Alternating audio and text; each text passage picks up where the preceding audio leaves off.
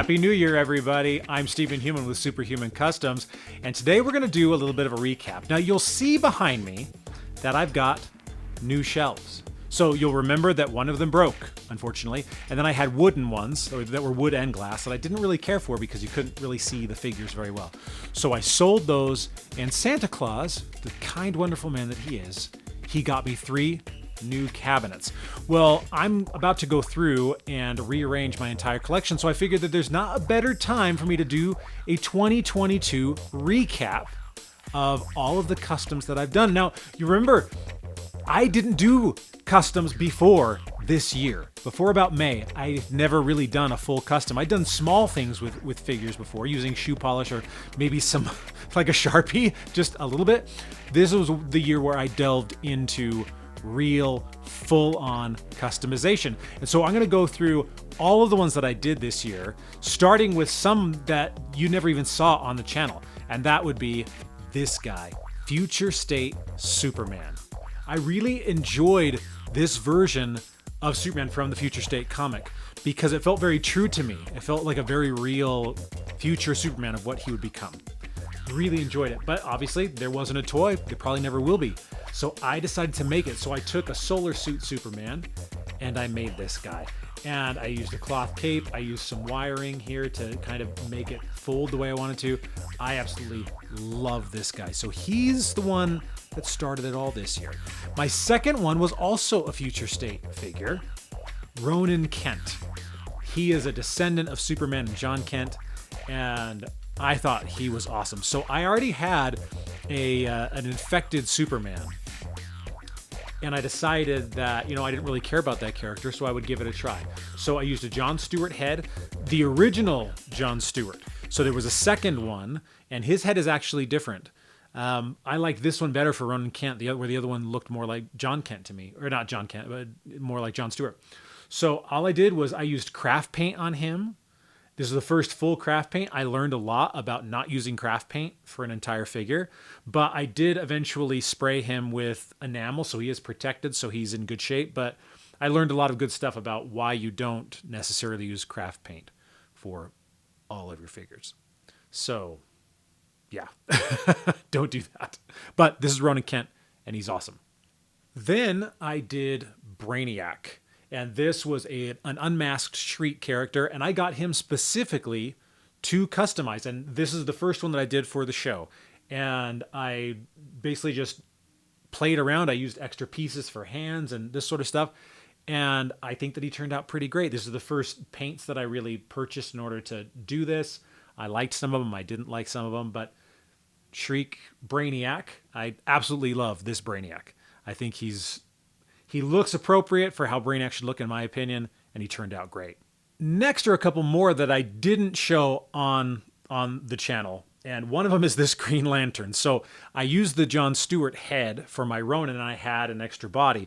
Created this Lex Luthor because I liked this version better than with the Darkseid head, so I had an extra head. I had put this guy, did a little bit to him, but nothing too spectacular. And so I was left with this guy, and I was like, oh, well, I have an extra head. So I matched the green with the green of the body, just using craft paints, and came up with this fun, different version of a Darkseid Lex Luthor Green Lantern.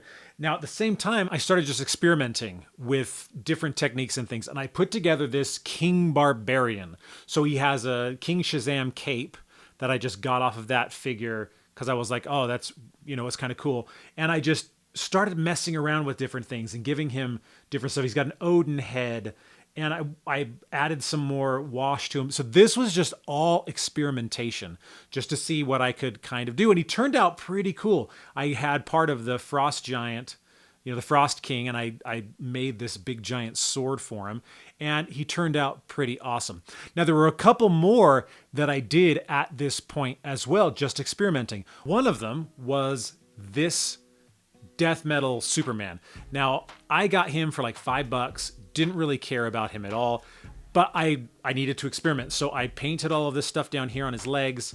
I added the wash here. And then I didn't like the head sculpt. I don't think anybody really liked the head sculpt, but I decided to put 5 o'clock shadow on him, and it turned out pretty dang good. So this guy right here, I like him much better now than I did before. So next what I did was Batman Beyond.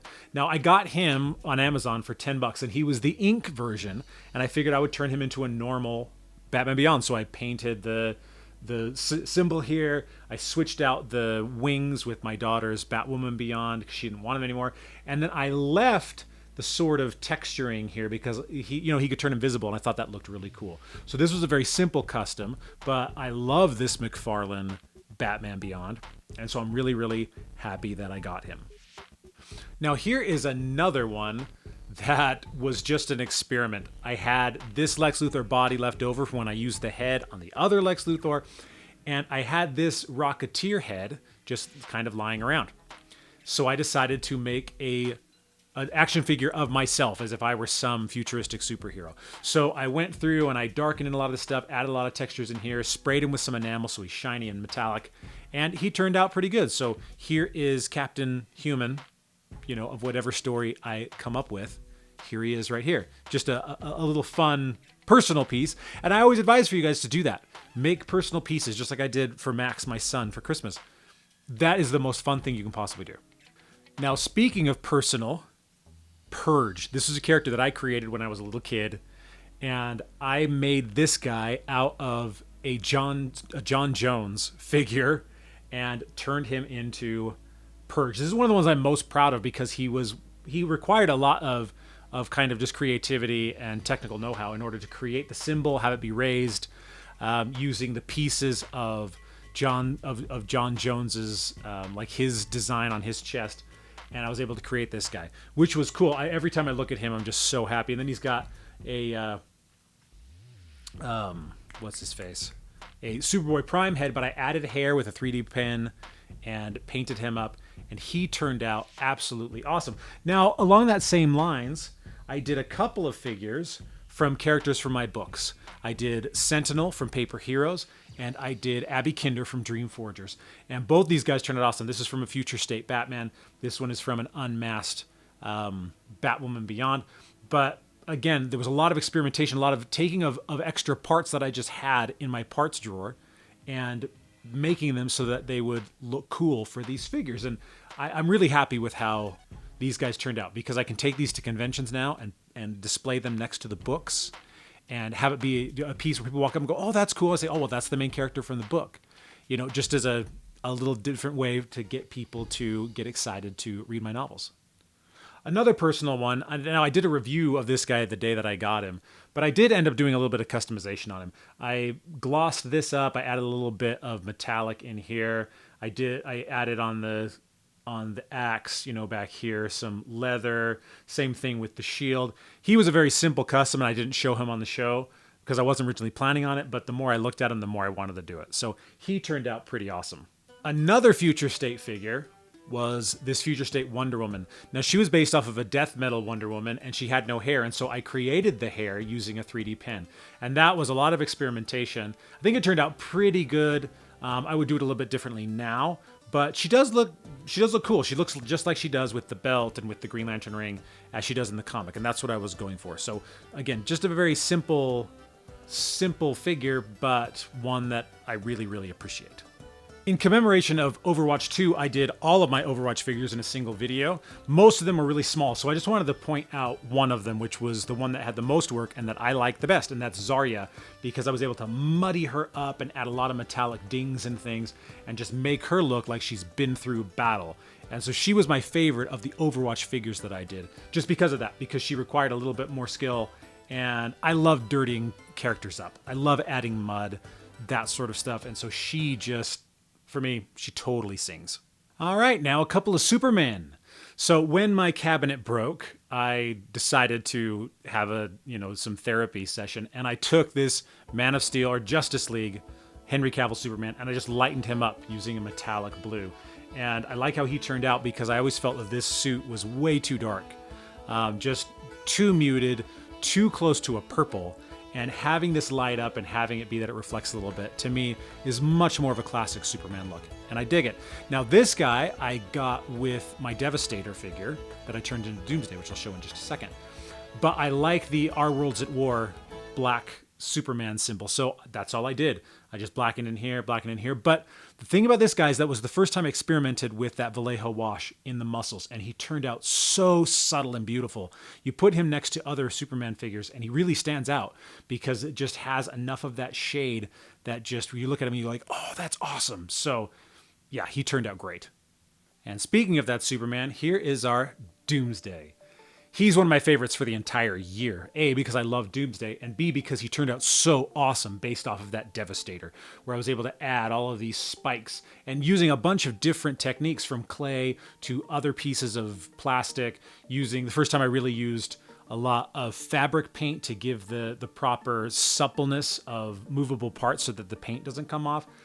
This guy is just awesome. He's been on my desk since the thing broke, and I have not complained because I get to look at him every day when I'm working. He is absolutely awesome. Now let's go ahead and let's move to one of the more recent figures, which was the Frost King. I loved how this guy turned out too, because I was able to go through, and it was the first time of really experimenting with textured metal. And here on the breastplate, it turned out beautifully. It looks like he's wearing, metal that's been out in battle, that's been out in the snow. And then just being able to go through and there was so much detail on this guy to paint with browns and with little buckles and things like that. He was a detailer's dream. And he looks so cool and so real to life. I'm really excited to get him on these new shelves because he hasn't been on the shelf at all because of just the madness of the holiday season and when I made him. So this guy is cool. And if we're talking about more recent ones like the Frost King, we can't forget Black Adam, the first cape we ever did with the help of Elise. It's got wires and we painted on here. And then this is, of course, glow in the dark, which is awesome looking, not only in the dark, but also it just kind of catches the light and brightens him up a little bit. So he's constantly just a little bit brighter, which is really cool. And then most recent, we did our old Superman, and I added these. These belonged to Black Adam, but they look so much cooler on this guy, on my Electro Superman. So he's shiny. We did the same glossy paint, and he's got that sort of metallic feel to it. And then now he's got some really cool electricity, which looks way better on him than it did on Black Adam. Well, now we're going to end with a run of Batman. Now, as you guys know, I'm not a huge fan of Batman anymore. The older that I get, the more I'm like, dude, get over yourself. You're just beating up on people. You can deal with your trauma. But Batman's still awesome. Well, I ended up doing more Batman than anything else. And that was, not by design. It's just cool stuff happened. Well, let's start with one of my other favorites, the Bane figure. Now, remember, this guy was completely gray. I had no idea what I was doing. I screwed up so badly that I needed to go to Russ and ask for help. And he taught me things that for the rest of the year changed my outlook on how to do toys by starting with a darker color for the skin and then going lighter. And that's been my mantra with all the stuff I've been doing, is going through and being able to do that. And he just, the veins, everything. This guy I absolutely love. He is just, I see him in the shelf. I love the bat symbol for the mask. I think that's a great aspect. I didn't want to change that. So Bane, looking super good. Now in the Bane department, we also did this bad boy. Now this is Sam's, of course, and it's seen a little bit of play. As you can see, he's a little bit dirty. This one was not for display. This is for an actual 11-year-old boy. But you can see what we did just with the veins and lightening up his mask and adding silver in here. And we actually did some mud and stuff too. So this one turned out awesome. And now on to another Batman villain, the Joker. This guy was one of the biggest pains in the butt of the entire year. I added all of these details here, but then I decided to pinstripe his pants, and that was stupid. It looks pretty good. I learned some good thing about thinning your paint out when it comes to doing this, so in the future I'll know to do that. I didn't with this one, and so the thick paint just caused me all kinds of problems. But again, he still looked really cool. He turned out good, and I love looking at him, but in the future, I'm going to do it in a little bit different way that's going to make it easier to do the pinstriping by thinning up the paint and going through and doing it that way. So that was Bane and Joker. Now we're going to finish with just Batman. We'll start with the Three Jokers Batman. This is my favorite Batman toy from McFarlane. To me, he looks perfectly classic. I went through and I just darkened some of these areas and lightened him up a little bit. I'm disappointed with how he turned out because I used the Nuln oil I hadn't gotten that wash yet. And so I go through here and he turned out nice for that, but nowhere near as nice as he would have if I'd had that wash. So I look at the Superman that I did it on, and I look at him, and I'm disappointed because his just isn't quite as subtle. It's a little bit more glossy. He still looks awesome, and I love him. He's front and center on my Batman shelf. But just the fact that I know how he could have turned out with the right tools makes me a little bit disappointed in his paint job. Now, a paint job I am not disappointed by is this Batman from The Batman. I liked the movie. I didn't like the toy because it just looked so clean and brand new. Going through and adding up all these dings and doing different layers and then adding mud and stuff like that. This guy, every time I see him, I absolutely fall in love with this version of the character. From using the leather brown here, adding a little bit of contrast, even though it was black in the movie, and just all this little stuff to dirty him up. I love this guy. I got the motorcycle too, did the same thing. The motorcycle's dirty. This guy is really, really great. And it makes me just appreciate this suit and this version of the character a little bit more because I was able to go through and do this. And we've got the Lee Bermejo Batman. This one was Max's, or is Max's, and we just dinged him up, made him a little bit dirtier so that he would match, the Lee Bermejo art. This was another one that I felt was just kind of meh because, it was too pristine, and then after dinging him up, he ended up looking awesome. All right, last two. We've got Azrael Batman. This was a simple one. I simply went through and added silver textures into the rivets and into these gaps and stuff here just to make him stand out a little bit more. A little bit of detail on some of the belt, and then I just sprayed him with a gloss so that he's shiny. This version I thought was really, really cool of Azrael Batman, and that's why I got him. Plus I got him, I think, for $5. It was super cheap. So you can tell that if I find a good deal, I'm going to go for it and then just kind of figure it out. But it was cool to make this guy just as an alternate version of Azrael. But we all know the Azrael that we all wanted and that we got, and that was very difficult to find. And I was lucky enough to find this guy. And what I did was I took a glossy metallic blue and I just painted over all the blue. Very simple change. Of course, I made the claws metallic like they were in the comic and added a little bit of wash here and a little bit of yellow on his belt. But just that made this figure just sing. Everything about him. Because the colors were very muted originally. And the fact that he was so hard to find that I knew the chances of me finding another one if I screwed up made this custom particularly special because I had to go through and I had to be sure that this is what I wanted to do with them. And I'm really glad that I did because he looks amazing. And he taught me that, if I have an idea, I should just go for it. If I want to customize a figure, I'm just going to do it. So this is Azrael Batman. Probably the most popular of all the videos that I did the entire year was this guy right here. And there's a reason for that. He's a beloved version of this character. There's very few toys that have ever been made of this version of the character. And this one is particularly good. But you know me, I sing the praises of the McFarlane figures all the time. They are my favorites. They're exclusively what I'm getting now, pretty much. And I absolutely love it. So that is a look back at 2022. Now, what do we have going for 2023? Well, I've got a couple coming up, one of which is a steel figure, which I'm very excited about because that one was hard. And I'm going to show some different techniques and how I would do things differently in the future. I don't follow my advice with some of the painting on it, and you guys will get to see. But I was able to do some stuff with changing the features on his face using fabric paint so that he looked more like steel than the wrestling character that I got. So you'll get to see that. I'm also going to do a Mongol character because I want to fill up that shelf. There, I'm doing my shelves a little bit differently. Or I guess it's this one right here over my shoulder. One of the Superman shelves is going to be 2 now. It's going to have Superman and his villains, and I want a Mongol. I've got a Mongol, not the McFarlane one. I've been tempted to buy that one, but an older one, but that's big and bulky and looks good. So I'm going to customize him. And then we've got some more stuff down the pike, another original character from one of my books, and then just whatever I find. Tomorrow, literally, I'm going shopping. I'm going to try and get a Hawkman from Black Adam. I'm going to customize him. So there's just a lot of stuff coming down the pike. I'm going to try and make a Lois Lane. So these are all things that you've got to look forward to, that I've got to look forward to. And thank you guys for joining me on this journey over the last, 6 months, 7 months that I've been doing this. It's been so enjoyable for me. I look forward to every custom that I do. I bought more toys this year than I ever have in a year in my life because of this addiction that I now have to turn these into new things and better things. And yeah, just thank you for watching.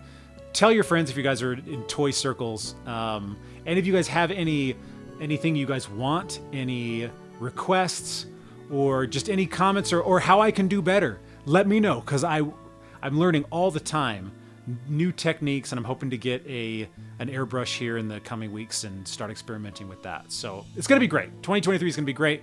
More of the same, more new stuff. Thank you guys for watching. I'm Stephen Human with Superhuman Customs, and I'll see you in 2023.